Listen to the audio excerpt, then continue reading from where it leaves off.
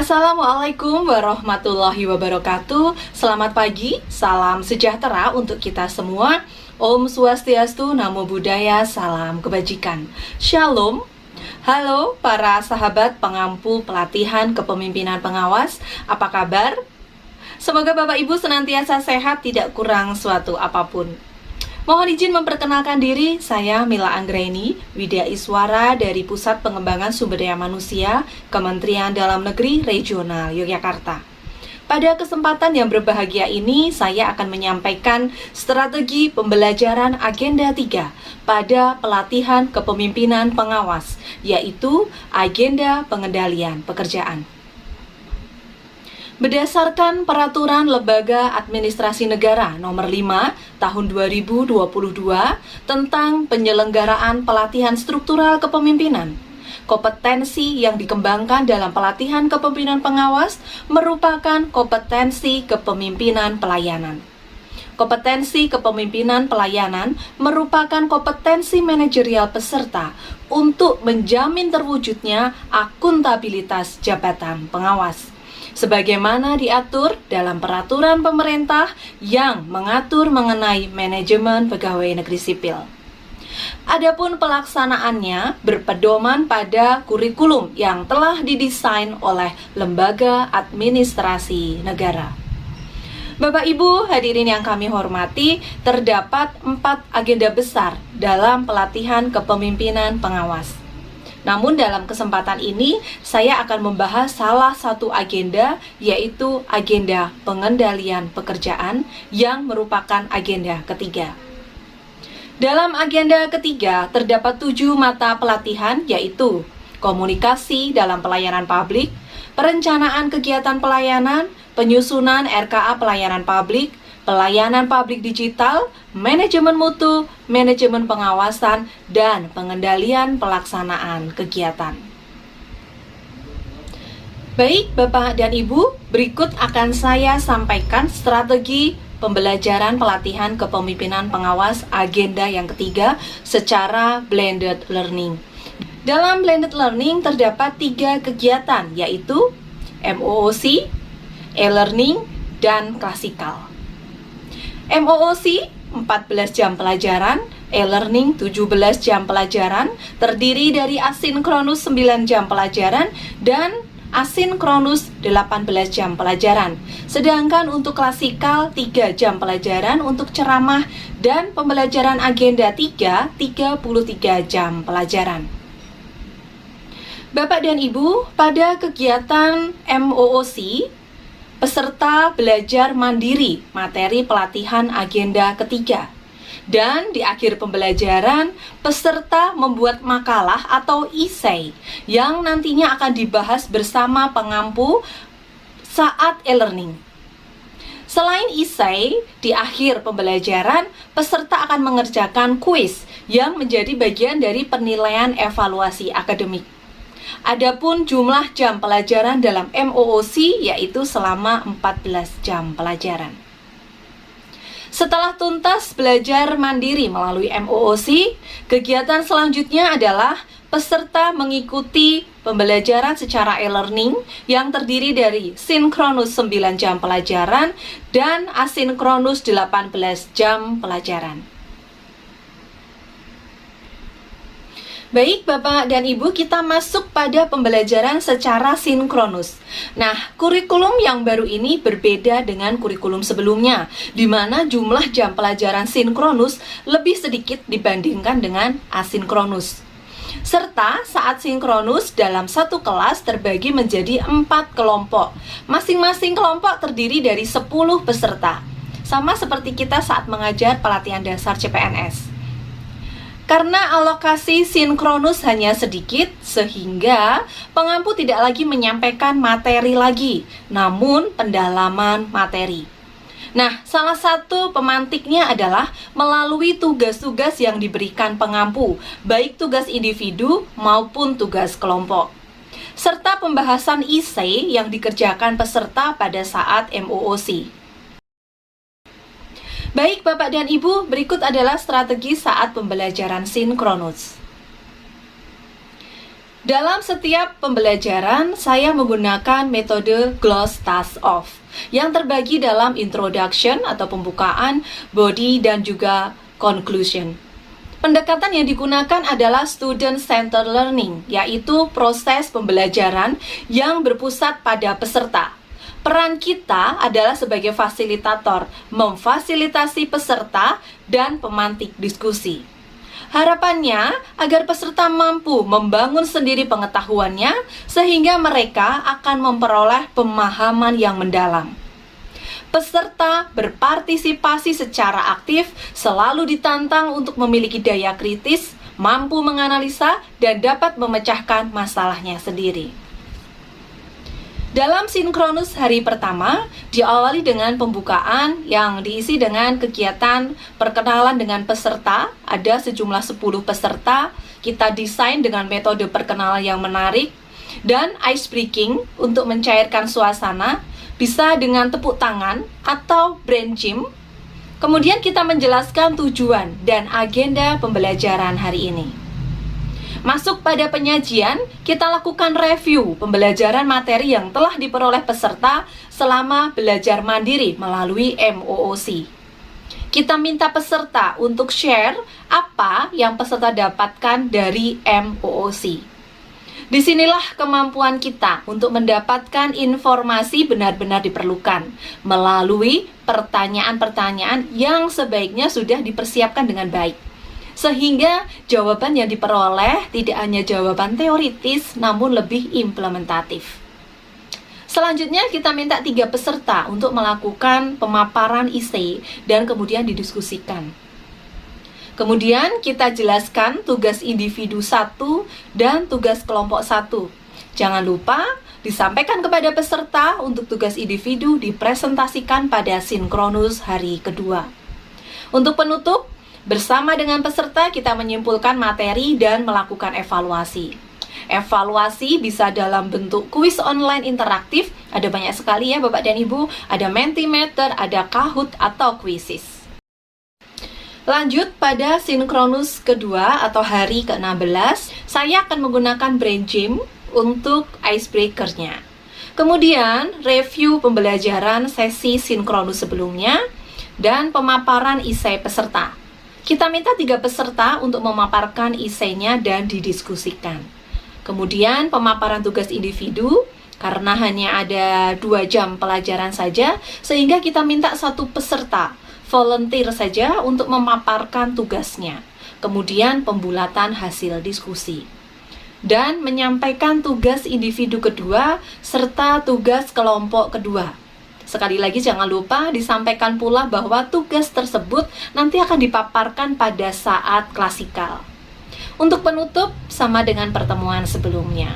Selanjutnya setelah sinkronus kedua atau hari ke-16, kita langsung pada sinkronus ketiga atau hari ke-18.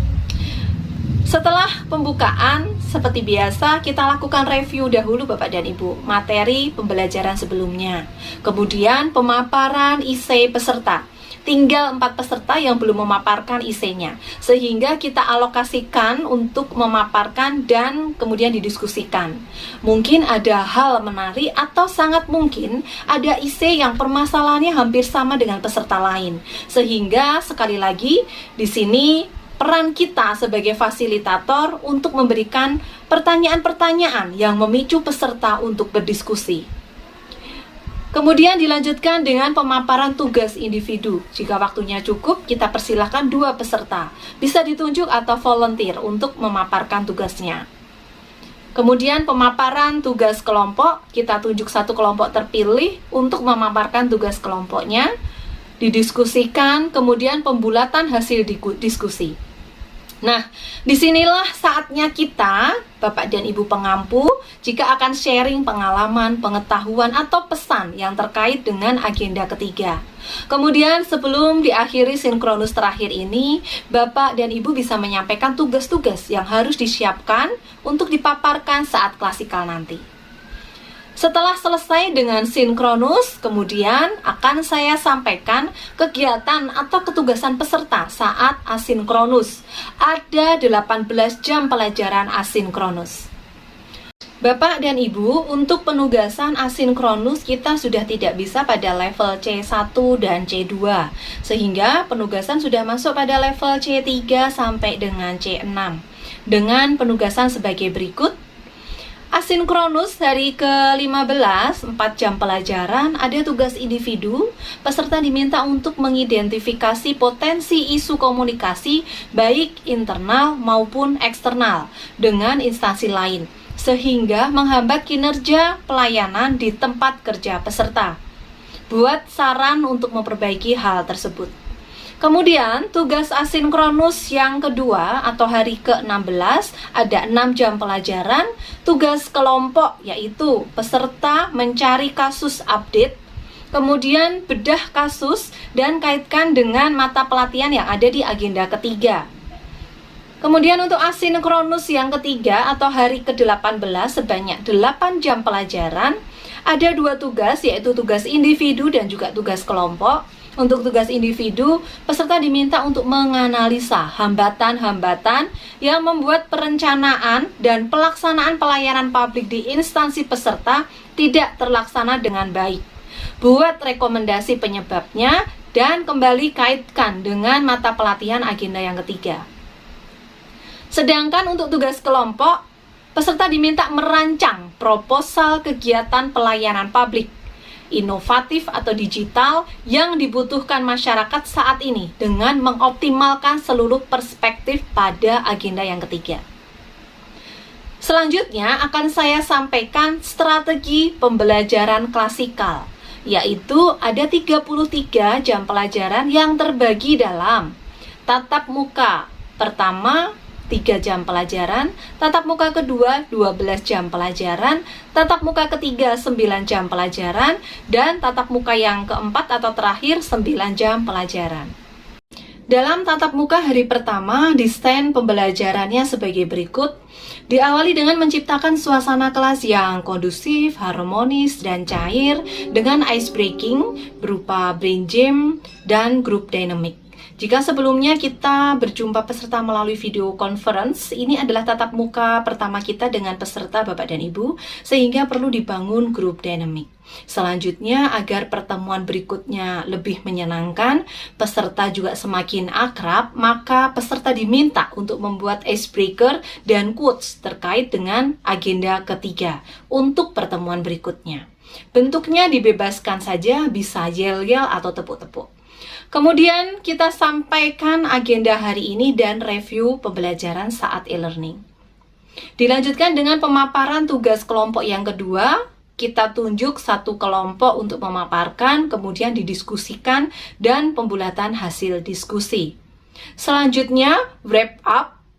Di sini peserta diminta menuliskan kalimat sebagai takeaway mereka pada saat pembelajaran hari ini. Kalimat dituliskan pada kertas lipat atau post-it, kemudian dibaca peserta dan ditempelkan pada tempat yang telah disiapkan. Untuk tatap muka hari kedua dengan alokasi waktu paling banyak yaitu 12 jam pelajaran, strategi pembelajarannya sebagai berikut. Seperti biasa, kita mulai dengan ice breaking yang didesain oleh peserta. Kemudian kita sampaikan agenda hari ini dan mereview perolehan pembelajaran kemarin. Dilanjutkan dengan pemaparan tugas individu kedua. Satu peserta ditunjuk atau volunteer memaparkan dan didiskusikan. Dilanjutkan dengan pemaparan tugas kelompok kedua. Tugas yang sudah masuk pada level C6 ya Bapak dan Ibu, yaitu create atau sudah mulai menciptakan. Pada pemaparan ini kita pilih satu kelompok untuk memaparkan dan didiskusikan. Kemudian follow up Tugas kelompok yang kedua yaitu setelah peserta merancang proposal kegiatan pelayanan publik inovatif, selanjutnya peserta diminta untuk membuat simulasi pengajuan proposal kegiatan untuk mendapatkan dukungan dana. Nah, pada saat simulasi ini diharapkan peserta bisa menerapkan kemampuan presentasi atau public speaking yang menjadi salah satu bahasan sekaligus praktek dalam materi komunikasi dalam pelayanan publik. Selanjutnya pembulatan hasil diskusi. Kemudian untuk reflectionnya dan melakukan evaluasi. Kemudian untuk menutup kita minta peserta untuk menyampaikan quote yang berkaitan dengan agenda ketiga. Bisa ditunjuk atau volunteer. Selanjutnya Bapak dan Ibu untuk tatap muka ketiga waktunya 9 jam pelajaran. Untuk pembukaan masih sama, kita gunakan icebreaker dari peserta. Kemudian mereview perolehan pembelajaran yang kemarin, dilanjutkan dengan pemaparan tugas individu kedua. Kita tunjuk atau boleh volunteer 3 peserta untuk memaparkan dan didiskusikan serta pembulatan hasil diskusi. Kemudian untuk wrap up, kembali peserta menuliskan kalimat sebagai take away mereka pada pembelajaran hari ini, tetapi medianya saya gunakan open answer dengan aplikasi Mentimeter. Untuk reflection dan evaluasi, evaluasinya nanti kita bisa gunakan Kahoot. Kemudian pembelajaran diakhiri dengan peserta menyampaikan quote yang berkaitan dengan agenda ketiga. Baik, selanjutnya adalah tatap muka keempat. Atau ini adalah tatap muka yang terakhir ya Bapak dan Ibu untuk agenda yang ketiga dengan alokasi waktu 9 jam pelajaran, masih dengan icebreaker yang didesain oleh peserta. Kemudian kita sampaikan agenda hari ini dan review perolehan pembelajaran kemarin. Dilanjutkan dengan pemaparan tugas individu kedua. 1 peserta ditunjuk atau volunteer memaparkan dan didiskusikan. Kemudian pemaparan tugas kelompok kedua. 1 kelompok memaparkan dan didiskusikan kembali, kemudian follow up tugas kelompok kedua. Peserta membuat simulasi pengajuan proposal kegiatan untuk mendapatkan dukungan dana. Selanjutnya pembulatan hasil diskusi. Kemudian untuk memudahkan dalam melihat distribusi penugasan dan kapan pemaparan tugas individu maupun kelompok dilakukan, berikut saya sampaikan dalam bentuk matrik. Himpunan peraturan dan modul agenda ketiga jika diperlukan saya sampaikan dalam e-book saya dengan alamat link sebagai berikut. Baik Bapak dan Ibu, demikian strategi pembelajaran agenda ketiga pelatihan kepemimpinan pengawas yang dapat saya sampaikan. Semoga bermanfaat. Terima kasih. Wassalamualaikum warahmatullahi wabarakatuh. Salam sehat dari Jogja.